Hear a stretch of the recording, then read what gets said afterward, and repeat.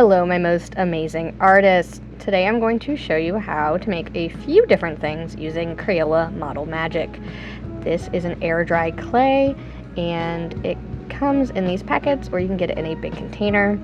Sometimes these packets are a little bit hard to open by hand. You can see I'm struggling a little bit here to fully open it.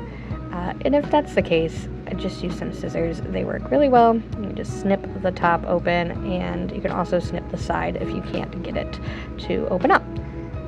So usually I can get it to open right there on the seam. And then sometimes your Model Magic will be stuck to the inside a little bit. You can just take the big piece of it and just stick it to it, and it picks it up. Now I'm going to make a turtle first, and you want to make sure that you separate your clay so that you have some extra for any little details or accessories you might want to add. And here I'm using scissors or the popsicle stick to help me break down my clay into some smaller pieces. And for my turtle, I'm going to roll 3 coils. That's what I'm doing right there. That's a coil and a sphere, and the 3 coils I want to be all about the same length and thickness. Now I'm going to smush the sphere down because this is going to be my turtle shell. And you can add designs, you can add textures and patterns. That's what I'm using the popsicle stick for there. And now these coils are going to be the little appendages, the arms, the legs, the head, and the tail. So you want one on straight and then the other 2 diagonal, like a little X to create the little arms and legs. You can smooth it out and stick it on there real good so it doesn't fall apart.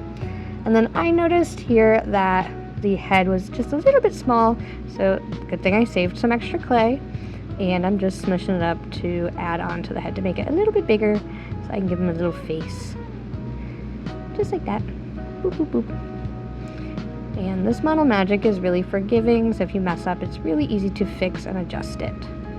I also went in and added some little toes, cut a little mouth, and look, cute little turtle.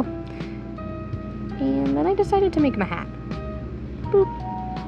How cute. But the great thing about this is you can smush it up and keep making things until it dries out. So here we are going to be making a pinch pot first. You start with a sphere, stick your thumb in the center, and using your other fingers pinch. That's why it's called a pinch pot. And keep it in your other hand as you pinch and spin. That will keep it in a nice little cup shape. And then you can open it up, spread it out, make it a little bigger. And these make a great mouth. Now here I'm making just a little froggy. So I used a coil, smushed it out for his tongue, and 2 little spheres for the eyes. And then look at that cute little froggy. You can add body parts like little feet and arms and legs, or a little fly for his tongue, or you can make a little monster out of this. But now I'm going to show you how to do a little fishy using the pinch pot as the base. So I'm going to use a pinching motion and just kind of like spread the clay out in different directions to create some fins, to create the little tail. Use scissors or the popsicle stick to help split the tail fin and add details. Add some gills and little eyes, and there we have a quick little pinch pot fishy. But let's make something else. I'm going to roll all my clay, all of it this time, into a big sphere, and again using pinching motions, pinching and pulling, I'm going to shape it into a bird. So I'm giving it a head and a neck, and then little beak and the tail.